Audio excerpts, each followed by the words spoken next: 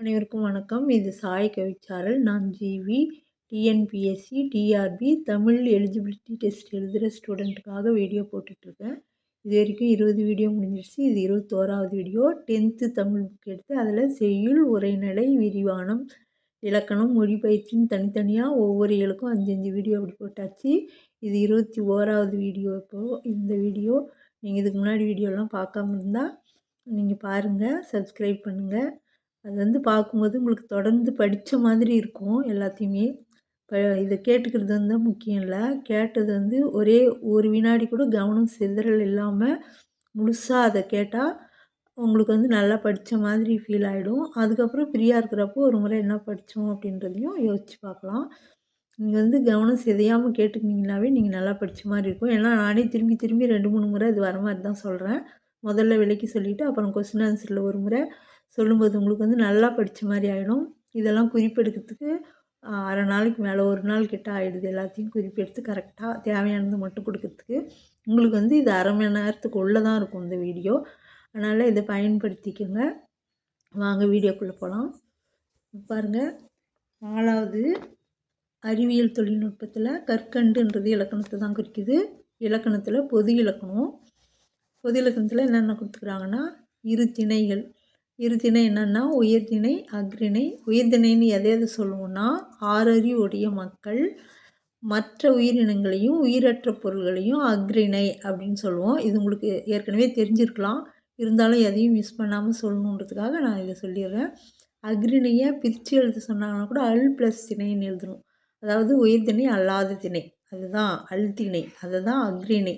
அல் கூட்டல் திணையை சேர்த்து எழுதுனா அல் ப்ளஸ் திணை, அதை சேர்த்து எழுதும்போது அஃறிணைன்னு வரும். உங்களுக்கு அஃறிணை பிரித்து எழுத சொன்னால் நீங்கள் அல் ப்ளஸ் திணை அப்படின்னு எழுதலாம். அப்போது அதனுடைய இதுதான் சேர்த்து எழுதும்போது அஃறிணைன்னு வரும். அதுதான் அது மற்ற உயிரினங்கள், அதாவது 6 அறிவுடைய மக்கள் இல்லாத மற்ற உயிரினங்களும் உயிரற்ற பொருள்களும் அஃறிணையில் வரும். ஐம்பால்ன்றது அந்த திணையினுடைய உட்பிரிவு தான் பால்ன்றது. பால் என்பது திணையினுடைய உட்பிரிவு. அந்த உயிர் 6 அறிவுடைய மக்கள், இந்த பொருள்கள் எல்லாம் இருக்குது இல்லையா, மற்ற உயிரினங்கள், இதெல்லாம் இதை பிரிக்கிறது தான் ஐம்பால்.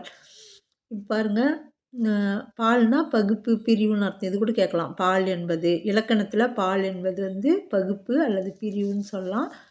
உயர்திணையில் என்னென்ன இருக்குன்னா, ஆண்பால், பெண்பால், பலர்பால். அஃறிணையில் ஒன்றன் பால், பலவின் பால். ஆணை குறிக்கிறது ஆண்பால், பெண்ணை குறிக்கிறது பெண்பால். பலர்பாலில் ஆண் பெண் எல்லாவும் இருக்கலாம், இல்லது ஒரே இனத்தில் பல பேரும் இருக்கலாம். ஆண்கள் மட்டும் இருந்தாலும் பலர்பால் தான், பெண்கள் மட்டும் இருந்தாலும் பலர்பால் தான், ஆண்கள் பெண்கள் சேர்ந்து நிறைய பேர் இருந்தாலும் பலர்பால் தான். அஃறிணையில் ஒன்றன் பால்னால் ஒன்று, ஏதாவது ஒரு விலங்கு குறிக்கிறது, ஒரு பொருளை குறிக்கிறது ஒன்றன் பால். நிறைய விலங்கு, ஒரே இனத்தை சேர்ந்த பல விலங்கு இருந்தாலும் சரி, அல்ல பல இன விலங்குகள் சேர்ந்து இருந்தாலும் சரி, ஒன்றுக்கு மேற்பட்ட, அதாவது பன்மையில் இருந்தால் பலவின் பால், ஒருமையில் இருந்தால் ஒன்றன் பால் அஃறிணையில். ஞாபகம் வச்சுங்க. அடுத்து உயர்திணைக்குரிய பால் பகுப்புகள். இப்போ பாருங்கள், வீரன், அண்ணன், மருதன், இதெல்லாம் ஆண் பால். நமக்கு அண் விகுதி வரும்போதே தெரிஞ்சுது. வீரன், அண்ணன். அண் விகுதி இருந்தாவே பெரும்பாலும் ஆண் பாலாக இருக்கும். விகுதியில் அண்ணுன்னு வரும் பாருங்கள், இன்னில் முடியும், அண் விகுதியில் இருக்கும். வீரன், அண்ணன், மருதன், அண்ணுன்னு வரும் பாருங்கள். அது மாதிரி வர்றதெல்லாம் ஆண் பால் தான். மகள், அரசி, தலைவி, இதெல்லாம் பார்க்கும்போதே நமக்கு தெரியுது பெண்பால். மக்கள், பெண்கள், ஆடவர். இல்லை பாருங்கள், மக்கள்னால் ஆண்கள் பெண்கள் எல்லாம் கூட கலந்துருப்பாங்க, ஆனால் பன்மையில் இருக்குது, அதனால் அது பலர்பால். பெண்கள்ன்றது பெண்கள் கூட்டமாக இருக்கிறதுனால, ஒன்றுக்கு மேற்பட்ட பெண்கள் இருக்கிறதுனால அதுவும் பலர்பால். ஆடவர்ன்றது பன்மையில் ஒன்றுக்கு மேற்பட்ட ஆண்கள் இருக்கிறதுனால அதுவும் பலர்பால். அஃறிணைக்குரிய பால் பகுப்புகள். அஃறிணையில் எப்படி பால் பகுப்பு செய்யுதுன்னா, ஒன்றன் பால்னால் ஏதாவது ஒரு விலங்கோ பொருளோ, அது மாதிரி. இப்போ யானை, புறா, மலை. பாருங்கள், யானைன்றது ஒரு யானை குறிக்குது, புறான்றது ஒரு புறாவை குறிக்குது, மலைன்றது ஒரு மலையை குறிக்குது. இது மாதிரி வர்றது ஒன்றன் பால் அப்படின்வாங்க. பசு, கிளி, கடல் எல்லாமே ஒன்று ஒன்று குறிக்கிறதுனால ஒன்றன் பால். அஃறிணையில் ஒருமையில் இருந்தால் ஒன்றன் பால், பன்மையில் இருந்தால் பலவின் பால். நல்லா ஞாபகம் வச்சுங்க. அஃறிணையில் ஒரு பொருள் ஒருமையில் இருந்தால் ஒன்றன் பால், பன்மையில் வந்தால் பலவின் பால். பாருங்கள், அஃறிணையில் பலவற்றை குறிப்பது பலவின் பால். பசுக்கள்னால் நிறைய பசுக்கள், மலைகள், இதெல்லாம் நிறைய மலைகள். இதே மாதிரி தான் கிளிகள், கடல்கள், இது மாதிரிலாம் பன்மையில் வந்துச்சுன்னா பலவின் பால் அப்படின்னு சொல்லுவோம். அடுத்து பார்க்கலாம். இறுதினை பார்த்தோம். அடுத்து மூவிடம். மூவிடம் என்னென்னா தன்மை, முன்னிலை, படர்க்கை. மூவிடம் தன்மைன்றது தன்னை குறிக்கிறது, முன்னிலைன்றது எதிரில் இருக்கிறவங்களுக்கு குறிக்கிறது, படர்க்கைன்றது எதிரில் இல்லாமல் மூணாவது ஒருத்தரை பற்றி பேசுகிறது படர்க்கை. பாருங்கள், இடம் தன்மையில் தன்மை பெயர்கள் என்ன, அப்புறம் அதுக்கு எடுத்துக்காட்டு இது தன்மையை எடுத்துக்காட்டு கொடுத்து தன்மை வினைகளுக்கும் எடுத்துக்காட்டு, பெயர்களுக்கும் எடுத்துக்காட்டு, வினைகளுக்கும் எடுத்துக்காட்டு. பாருங்கள், தன்மை பெயர்கள் என்னென்னா நான், யான், நாம், யாம். நான், யான்ன்றது ஒருமை, எண்ணம், அதாவது தன்னை மட்டும் குறிக்கிறது. ஆனால் நாம், யாம்ன்றது பன்மை. இதுலேயே அதாவது தன்மை பெயர்கள்லேயே நான், யான்ன்றது ஒருமையாகவும் நாம், யாம்ன்றது பன்மையாகவும் இருக்கும். அதுக்கடுத்தது தன்மை வினைகள். வந்தேன்ன்றது தன்மை ஒருமையில் வருது, வந்தோம்ன்றது தன்மை பன்மையில் வருது. நாம் சேர்ந்தது எல்லாமே ஒரு குரூப்பில் நாம் இருக்கிறோன்னாவே அது தன்மையில் வரும். நானுன்னாலும் சரி, நாமுன்னாலும் சரி, யாமுன்னாலும் சரி, யானுன்னாலும் சரி, அது நாம் அதில் சேர்ந்துருக்குறோமா, அது தன்மை. இதில் பாரு, நான், யான், நாம், யாம், இதில் எல்லாமே நாம் இருப்போம். வந்தேன்னா நானும், வந்தோம்னா அந்த கூட்டத்தில் நாமளும் இருக்கிறோம். தன்மைன்றது தான் சேர்ந்தது தான், அதுதான் தன்மை. தன்மை பெயர்கள். இது தன்மை வினைகள். வினைகள்னால் செயல். இது செயல், இது வெறும் பெயர் மட்டும், இது செயல், வர்ற செயல், அதான் வருகிற செயலை குறிக்கிறது. அதுக்கடுத்து முன்னிலை. முன்னிலை பெயர்கள் என்னென்னா நீ, நீர், நீவீர், நீங்கள்.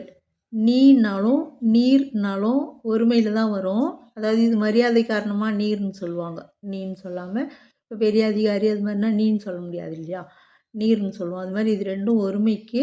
நீ, வீர், நீங்கள்ன்றது பன்மைக்கு. முன்னிலை பெயர்கள் மட்டும் இது. அதே முன்னிலை வினைகளுக்கு எடுத்துக்காட்டு நடந்தாய், ஒருத்தர், முன்னிலை ஒருமை இது. வந்தீர்ன்றது இதில் சொல்லலாம். வந்தீர்னு எதிரில் இருக்கிறவங்கள மரியாதையாக சொல்லும்போது சொல்லலாம். சென்றீர்கள், இல்லை வந்தீர்னு இதில் பன்மையிலையும் வரும். சென்றீர்கள் அப்படின்றது பன்மையிலையும் வருது. இது சென்றீர்கள்னால் எதிரில் முன்னிலையில் இருக்கிறவங்கள பன்மையில், இது முன்னிலை. அதில் நாம் இருக்க மாட்டோம், எதிரில் இருக்கிறவங்க தான் இருப்பாங்க. தன்மையில் நாம் சேர்ந்துருப்போம், முன்னிலையில் நாம் இருக்க மாட்டோம், நம்ம எதிரில் இருக்கிறவங்க. அதுக்கடுத்து படர்க்கை. படர்க்கை பெயர்கள் என்னென்னா அவன், அவள், அவர். அதாவது மூணாவது ஒருத்தரை பற்றி பேசும்போது அவன், அவள், அவர், அது, அவை. அதாவது இது அக்ரிணியில் அது, அவை. இது ஆண்பால் அவன், பெண்பால் அவள், பலர்பால் அவர். இது அது ஒன்றன்பால், அவை பலவின்பால். அதுக்கடுத்து பாருங்கள், படர்க்கை வினைகள். வந்தான் ஆண்பாலுக்கு, சென்றால் பெண்பாலுக்கு, படித்தனர்ன்றது பலர்பாலுக்கு, பேசினார்கள்ன்றதும் பலர்பாலுக்கு, பறந்ததுன்றது ஒன்றன்பால், பறந்தனன்றது பலவின்பால். இது செயல்கள் அடிப்படையில் வினைகள். இது படர்க்கை வினைகள். மேலே பார்த்தது படர்க்கை பெயர்கள். இது அவன், அவள், அவர், அது, அவைன்றதெல்லாம். இங்கே படர்க்கை வினைகள். வந்தான், சென்றான், படித்தனர், பேசினார்கள், பறந்தது, பறந்தன, இதெல்லாம் வினைகளுக்கு எடுத்துக்காட்டு. இங்கே அவர்ன்றது பொதுவாக இருளில் முடிகிறதெல்லாம் இது பன்மையில் தான். ஆனால் இது மரியாதை கொடுக்கும்போது மட்டும் நம்ம இதை பன்மையில் சொல்லுவோம். அதுதான் இது பன்மைக்கு தான் இது. அதுக்கடுத்து பாருங்கள், வழு, வளாநிலை, வழு அமைதி. இது என்னென்னா வழுன்னா பிழைன்னு அர்த்தம், வளாநிலைனா பிழை இல்லைன்னு அர்த்தம், வழு அமைதினா பிழையாக இருக்குது ஆனால் அது பிழையாக கருதுறதில்லை, சரின்னு எடுத்துக்கிறோம். சில காரணங்களுக்காக, சில காரணம் கருதி தப்பை கூட சரின்னு எடுத்துப்போம். அதுதான் வழு அமைதின்றது. இப்போ வளாநிலை, முதல்ல தப்பு இல்லாதுன்னா எப்படி இருக்கும், இலக்கண முறைப்படி பிழையின்றி பேசுவதும் எழுதுவதும் வளாநிலை. இலக்கண முறைப்படி தப்பில்லாமல் பேசுகிறதும் எழுதுறதும் வளாநிலைன்னு சொல்லுவோம். இலக்கண முறையின்றி பேசுவதும் எழுதுவதும் வழு. இலக்கண முறை இல்லாமல் தப்பாக பேசுகிறது எழுதுறத வழு. வழுன்னா தவறுன்னு அர்த்தம். அப்போது இலக்கண முறைப்படி பேசுனா வழா, வழான்னா பிழையில்லை, வழுனாவே தப்பு அப்படின்னு அர்த்தம். அப்போது இலக்கண முறையின்றி பேசுவதும் எழுதுவதும் வழு அப்படின்னு சொல்கிறோம். அடுத்து போகலாம்.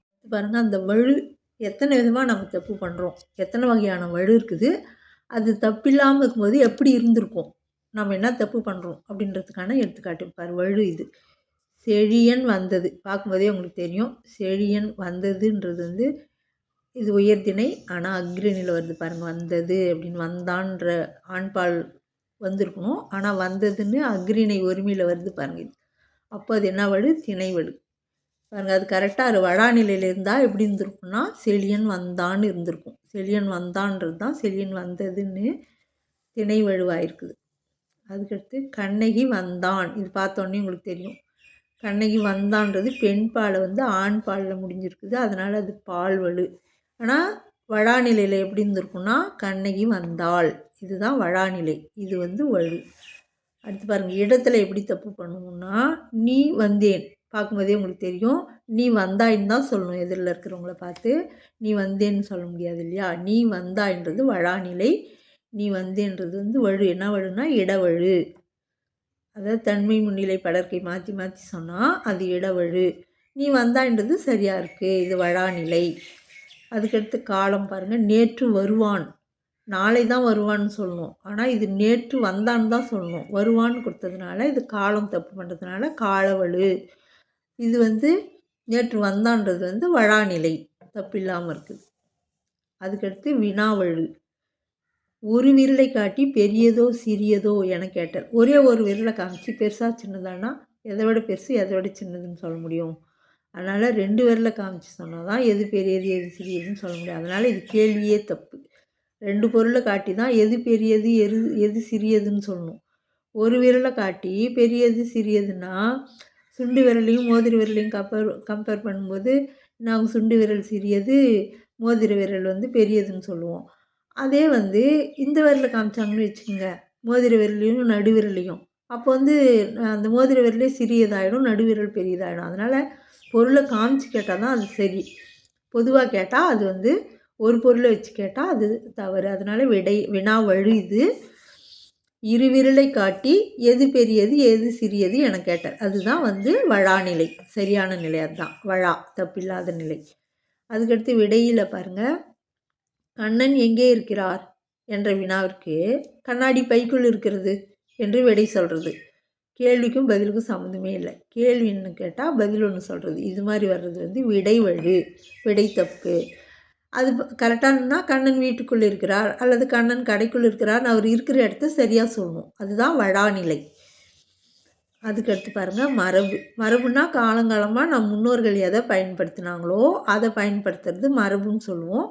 அதை மாற்றி சொன்னால் மரபு வழு அப்படின்னு சொல்லுவோம்.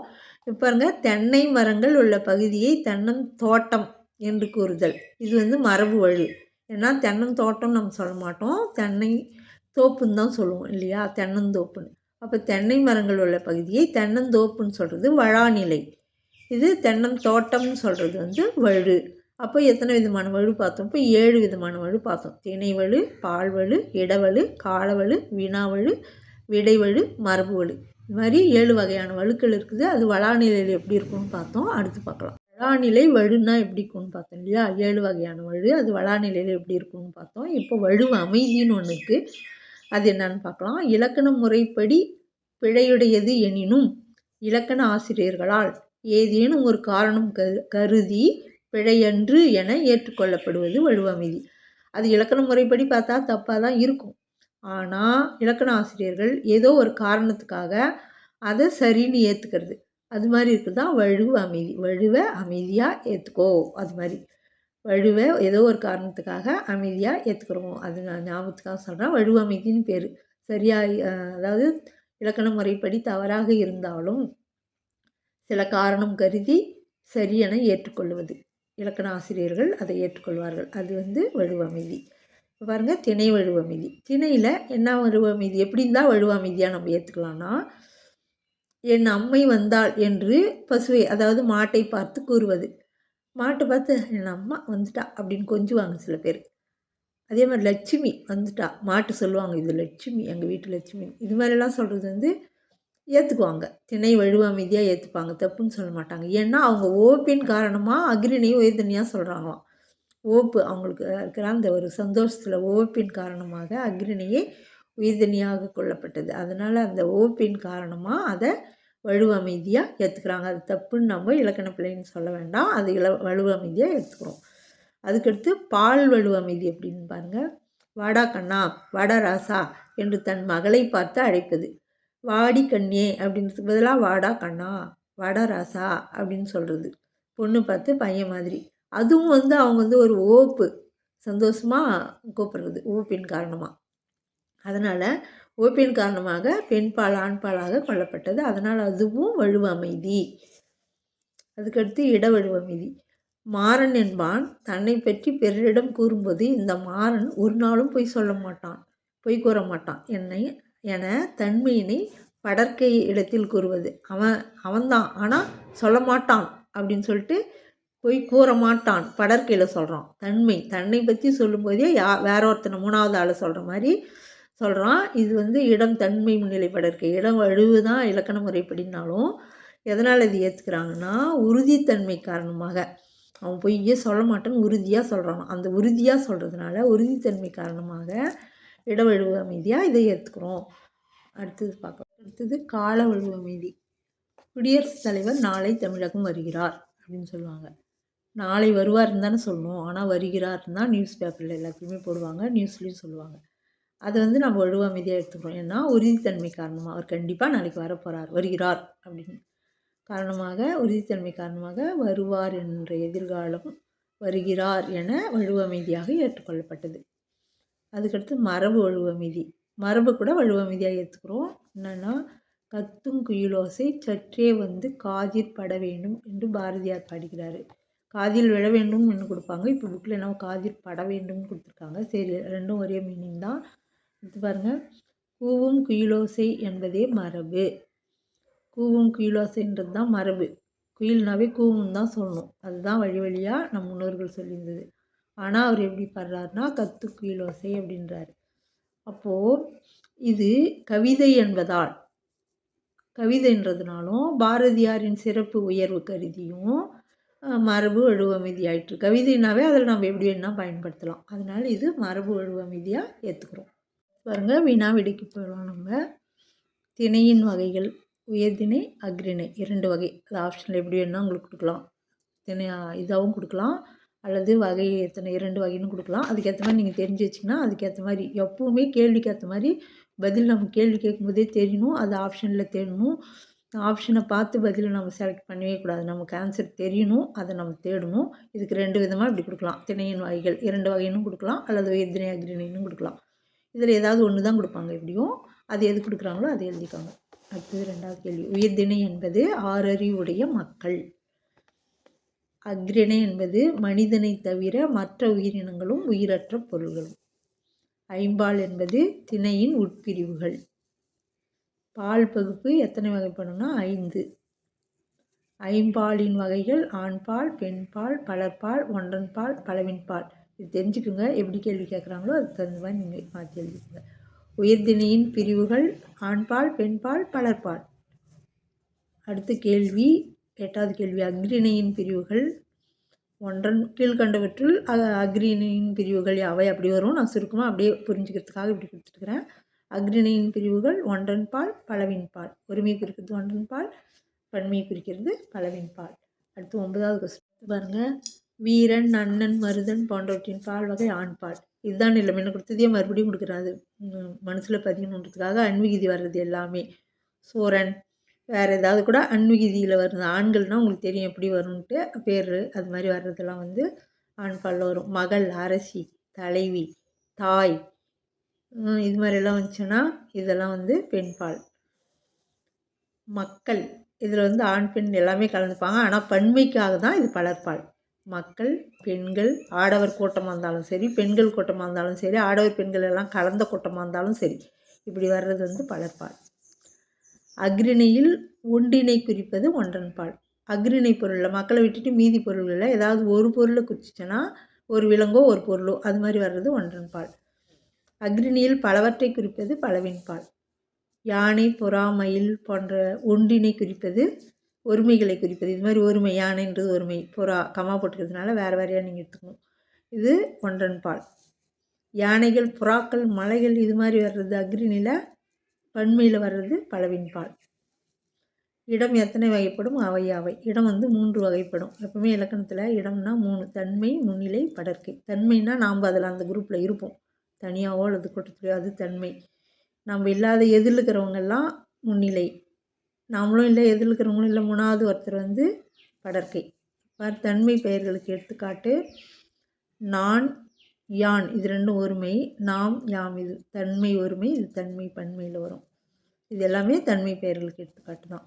தன்மை வினைகளுக்கு எடுத்துக்காட்டு வினைனா செயல். வந்தேன், வந்தோம், செய்தோம், செய்தேன், படித்தேன், படித்தோம். அது மாதிரி அதில் ஒரு குரூப்போ இல்லை நானோ தனியாகவோ ஒருமையிலையோ பன்மையிலையோ நானும் அதில் இருக்கிறேன்னா அது தன்மை. வந்தேன்றது ஒருமை, வந்தோம்ன்றது பன்மை. இருந்தாலும் இது தன்மை தான், ரெண்டுமே தன்மை. ஏன்னா நாம் இதில் நான் வந்தேன்றது நான், வந்தோம்ன்றதுல நான் இருக்கேன். அது மாதிரி அவங்கவுங்க எல்லாருக்கும் அவங்கவுங்களுக்கு எதில் இருக்கிறவங்க வந்து முன்னிலை. அது மாதிரி. அடுத்தது 19வது கொஸ்டின். நீ, நீர், நீவீர், நீங்கள் என்பன முன்னிலை பெயர்கள். நீயும் நீரும் முன்னிலை ஒருமை, நீவீர் நீங்கள்ன்றது முன்னிலை பன்மை. இது நீன்றது நீர்ன்றது வந்து எதில் இருக்கிறவங்கள ஒருமையில் இருக்கிறவங்களே வந்து மரியாதைக்காக நீர்னுவோம். நீவீர் நீங்கள்ன்றது பன்மையில் நிறைய பேர் இருக்கும்போது இப்போ டீச்சர் வந்து மாணவர்களை பார்த்து நீவீர் நீங்கள்ங்கும்போது நிறைய பசங்களை சேர்த்து சொல்கிறாங்க இல்லையா, அது மாதிரி கூட்டமாக இருக்கிறவங்களுக்கு இது மாதிரி சொல்கிறது. மேடையில் பேசும்போது நீங்கள் நீவீர் அப்படி பேசலாம். எதில் நிறைய பேர் இருக்கும்போது இது மாதிரி வர்றதெல்லாம் முன்னிலை பன்மை. அதுக்கடுத்தது 20வது கொஸ்டின். நடந்தாய், வந்தீர், சென்றீர்கள் என்பவை முன்னிலை வினைகள். இதெல்லாம் வந்து முன்னிலை வினைகள். இது முன்னிலையில் இருக்கிறவங்க செய்கிற செயல்கள். இது பேர் மட்டும் வந்தது, இது வந்து செயல்கள் எல்லாம் வினைகள்னு சொல்லுவோம். ஐம்பாலின் படற்கை பெயர்களுக்கு எடுத்துக்காட்டு. ஐம்பாலுக்கும் படற்கை பெயர்கள் ஜென்ரலாக சொல்லணும்னா அவன் ஆண்பாலுக்கு, அவள் பெண்பாலுக்கு, அவர் பலர்பாலுக்கு, அது ஒன்றன் பாலுக்கு, அவை பலவின் பாலுக்கு. அவர்ன்றது ஒருமை மாதிரி தெரியும், அது பன்மை தான். மரியாதைக்காக தான் நம்ம அவர்னு சொல்கிறோம். அவன்றவங்கள மரியாதைக்காக அவர் இவர்னு சொல்லுவோம். ஆனால் இது வந்து பன்மை தான். ஐம்பாலின் படற்கை வினைகள், அதாவது ஐம்பால்லையும் படற்கையில் வினைகள். அப்போது நானும் இல்லை எதில் இருக்கிறவங்களும் இல்லை, 3வது இருக்கிறவங்கள பற்றி சொல்லணும். படற்கையில் 5 பாலுக்கும் வந்தான் வேற ஒருத்தர், வந்தாள் தன்மை முன்னிலை இல்லாமல் படற்கை, வந்தார், பேசினார்கள். இதெல்லாம் பறந்ததுன்றது வந்து அக்ரிணியில் ஒருமைக்கு, பறந்தனன்றது அக்ரிணியில் பன்மைக்கு. இதெல்லாம் படற்கை வினைகள், செயல்கள். இது பேராக இல்லாமல் செயல்கள். அவன்னா பேர், வந்தான்றது வினை, அவள்னா பெயர், படற்கை பெயர், வந்தாள்ன்றது படற்கை வினை, அவர்ன்றது படற்கை பெயர், வந்தார்ன்றது படற்கை வினை, பேசினார்கள்ன்றதும் படற்கை வினை, பறந்ததுன்றது வந்து படற்கையில் வினை, பறந்தனன்றது படற்கையில் வினை. இதெல்லாம் செயல்கள். எல்லா ஐம்பாலுக்கும் செயல்கள். இலக்கண முறையுடன் பிழையின்றி பேசுவதும் எழுதுவதும் வழாநிலை.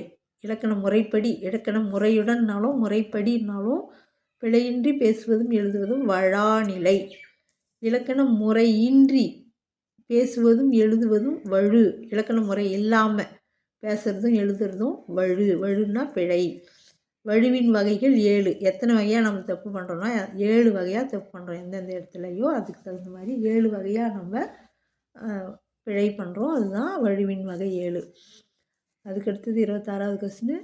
இலக்கண முறைப்படி பிழையுடையது எனினும் இலக்கண ஆசிரியர்களால் ஏதேனும் ஒரு காரணம் கருதி பிழையன்று, அதாவது பிழை இல்லை என ஏற்றுக்கொள்ளப்படுவது வழுவு அமைதி. அடுத்த கொஸ்டின் போகலாம். 27வது கொஸ்டின் பாருங்கள். அக்கா வந்தது என்பது திணை வழு. இது வந்து அக்கா வந்தது, அக்கா வந்தாள்னு தான் சொல்லணும். வந்ததுன்றது திணை வழு. செல்வன் வந்தாள் என்பது பால்வழு. செல்வன் வந்தான்னு ஆண்பாலில் சொல்லிக்கணும், ஆண்பால் பெண்பாலில் முடிகிறதுனால பால்வழு. பால் தப்பு பண்ணிக்கிறோம் நாம். தென்னந்தோட்டத்தில் தேங்காய்கள் உள்ளன என்பது மரபு வழு. தென்னந்தோப்புன்னு தான் நம்ம காலகாலமாக சொல்லிட்டு வரோம் மரபு வழியாக. ஆனால் இங்கே தோட்டம்னு சொல்லிட்டதுனால இது மரபில் நம்ம தப்பு பண்ணிட்டோம், மரபு வழு. அதுக்கடுத்து ஒரு விரலை காட்டி பெரியதோ சிறியதோ என கேட்பது என்னது? வினாவழு. கேள்வி வந்து தப்பு. நீ வந்தேன் என்பது, நீ வந்தாயின்னு தான் சொல்லணும். நீ வந்தேன் வந்து முன்னிலையை தன்மையில் சொல்லிட்டோம், அதனால் இது இடவழு. முன்னிலையை தன்மையில் சொன்னதுனால அது இடவழு. நாளை வந்தேன், நாளை வருவேன்னு தான் சொல்லணும். வந்தேன்னு அதாவது எதிர்காலத்தை இறந்த காலத்தில் முடிச்சிட்டோம். அதனால் இது காலத்தில் தப்பு பண்ணிக்கிறோமா, அதனால் இது கால வழு. அடுத்து 33வது கொஸ்டின் பாருங்கள். பசுவை பார்த்து லட்சுமி வந்தாள் எனக்கு வருவது. பசுவை பார்த்து லட்சுமி வந்துட்டா அப்படின்னு சொல்கிறது திணை வழுவ மீதி. ஏன்னா அது வந்து அக்ரிணையும் உயிர்தனைக்கு கொண்டு வந்துட்டோம். அதனால் இது திணை இருந்தாலும் நம்ம அதை உவகை காரணமாக சொல்கிறதுனால ஏற்றுக்குறோம். அதனால் திணை வழுவ மீதி. என்ன காரணம்னா உவகை காரணம். அது என்ன கேட்குறாங்களோ கொஸ்டின் அதுக்கு தகுந்த மாதிரி நீங்கள் எழுதிக்கோங்க. கத்தும் குயிலோசை என்றன் காதில் விட வேண்டும் அப்படின்றது வந்து மரபு வழுவ மீதி. ஏற்கனவே நம்ம சொல்லியாச்சு. பாரதியார் வந்து கூவும் குயிலோசைன்றது பதிலாக கத்தும் குயிலோசை என்று பாடியிருக்கிறார். அது கவிதையில் வர்றதுனால அது ஏற்றுக்குறோம். அது ஒரு காரணம். பாரதியார் வந்து பெரிய கவிஞர். அதனால் அவருடைய சிறப்பு கருதியும் நம்ம உயர்வு சிறப்பு இதெல்லாம் கருதியும் நம்ம ஏற்றுக்குறோம். இது கவிதை என்பதால் அந்த கவிதைக்கான உயர்வு கருதி நம்ம மரபு வழுவ மீதியாக ஏற்றுக்குறோம். பாடியவர் யாருன்னு கேட்பாங்க சில நேரத்தில். அது கொடுத்துட்டு அப்போ பாரதியார். தலைமை ஆசிரியர் நாளை கொடியேற்றுகிறார் என்பது ஏற்றுவார்னு தான் சொல்லணும். ஏற்றுகிறார்னா உறுதியாக நாளைக்கு ஏற்ற போகிறாரு. உறுதித்தன்மை காரணமாக கால வழுவ மீதி. அது உறுதித்தன்மை. தேர்வு எழுதி முடித்தவுடன் நான் தேர்ச்சி பெற்றுவிட்டேன் என்று கபிலன் கூறினான். இது என்ன வழுவ மீதி? தேர்வு எழுதி முடிச்சிட்டான். அப்போ தான் எழுதி முடிச்சுட்டு வெளியே வரான். நான் பாஸ் ஆகிட்டேன்டா, நான் தேர்ச்சி பெற்றுவிட்டேன்டான். எப்படின்னா உறுதியாக அவனுக்கு தெரியுதான் நான் பாஸ் ஆகிடுவேன். அதனால் இது கால வழுவ மீதியாக எடுத்துக்கிறோம் உறுதித்தன்மை காரணமாக. அமைச்சர் நாளை விழாவிற்கு வருகிறார் என்பது வருவார்னு தான் சொல்லணும். வருகிறார்னு சொல்கிறோம். அது உறுதித்தன்மை காரணமாக கால வழுவ மீதி. இந்த கண்ணன் ஒன்றை செய்தான் என்றால் அதை அனைவரும் ஏற்பர் என்பது. இந்த கண்ணன் அவனையே அவன் சொல்லிக்கிறான். ஒன்றை செய்தான்னு தன்மையை படற்கையில் சொல்கிறான். அவன் தன்மை ஒன்றை செய்தேன் என்றால்னு சொல்லணும். ஆனால் செய்தான் என்றான்னு சொல்கிறான். இது வந்து பிழை தான். இருந்தாலும் அவன் அந்த சிறப்பாக ஏற்றுப்பாங்க அப்படின்ற அந்த ஓகை காரணமாக அவன் சொல்கிறான் இல்லையா. அதனால் இது வந்து இடவழுவு அமைதி. சிறிய வயதில் இந்த மரத்தில் தான் ஊஞ்சல் கட்டி விளையாடுவோம் என்பது. விளையாடுவோம்ன்றது எதிர்காலம். ஆனால் விளையாடினதை அவன் அப்படி நினைவு கூறுறான். சிறிய வயதில் இந்த மரத்தில் தான் ஊஞ்சல் கட்டி விளையாடுவோம், விளையாடினோம்ன்றது தான் விளையாடுவோம்னு சொல்கிறாங்க. இதுவும் வந்து என்ன வழுவ மீதினா கால வழுவ மீதி. இது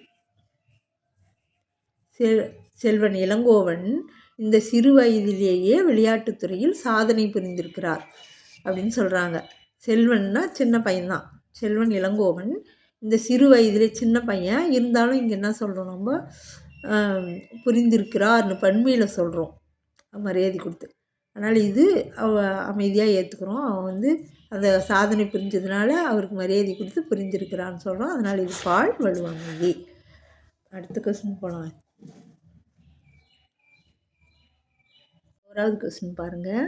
தந்தை மகனே நாளை உன்னுடைய தோழன் அழகனை அழைத்து வா என்று சொன்னார். ஆண்பால் பெயர்களை பெண் பெயர் பெயர்களெலாம் மாற்றணும். தந்தைன்றது தாயின்னு மாற்றியாச்சு, மகனேன்றதை மகளேன்னு மாற்றியாச்சு, தோழனைன்றதை தோழின்னு மாற்றியாச்சு, அழகன்றதை அழகியன்னு மாற்றிட்டோம். அவ்வளோதான். ஆண்பாலெல்லாம் பெண்பாலை மாற்றி எழுதிட்டோம். இதெல்லாம் புக்கில் இருக்கிற கொஸ்டின். அதனால் இதெல்லாம் கொடுத்துருக்கேன் நான். அக்கா நேற்று வீட்டுக்கு வந்தது. அக்கா புறப்படும்போது அம்மா வழி அனுப்பியது. இதில் வளாநிலை என்ன? இது வழுதான். ஏன்னா அக்கான்ற உயர்தனியை வீட்டுக்கு வந்ததுன்னு அக்ரிணியில் சொல்லிக்கிறாங்க. அதே மாதிரி அக்கா புறப்படும்போது அம்மா வழி அனுப்பியதுன்னு உயர்தனியை அக்ரிணியில் சொல்லிட்டாங்க. அதனால் இதை வந்து இதை வளாநிலையாக எழுதணும்னா அக்கா நேற்று வீட்டுக்கு வந்தாள்னு எழுதணும். அப்போ தான் இது வளாநிலை. அக்கா புறப்படும்போது வந்து அம்மா வழி அனுப்பினாள்னு எழுதணும். ஆனால் வழி அனுப்பினாள்ன்றது வந்து மரியாதை குறைவாக இருக்குது. அம்மாவை அப்படி சொல்லக்கூடாது இல்லையா. அதனால் வழி அனுப்பினார் அப்படின்னு நம்ம எழுதிடணும். அதுக்கடுத்தது ஆப்ஷனில் எப்படி கொடுக்குறாங்களோ, ஒரு வேளை வழி அனுப்பினால்னு கொடுத்துருந்தா நீங்கள் அதை இது பண்ணுங்கள். வழி அனுப்பினார்னு கொடுத்துருந்தாங்கன்னா அதுதான் நீங்கள் மார்க் பண்ணணும். இதோ முடித்து விடுவேன் என்று செயலை முடிக்கும் முன்பே கூறினார். இது கரெக்டு தான். இதோ முடித்து விடுவேன் அப்படின்னு செயலை முடிக்கிறதுக்கு முன்னு சொல்கிறது வளாநிலை தான். இந்த வளாநிலையை வலுவமைதியாக மாற்றுன்றாங்க. வலுவமைதியாக இருந்தால் இது எப்படி இருந்துக்கும்? வலுவமைதியாக நாம் ஏற்றுக்கணும் அப்படின்னா இது எப்படி இருந்திருக்கும்? கேள்வி கொஞ்சம் நுணுக்கமாக புரிஞ்சுக்குங்க. எப்படி இருந்திருக்கணும்? இதோ முடித்து விட்டேன் அப்படின்னு சொல்லியிருந்தாலும் நாம் ஏற்றுனுப்போம்.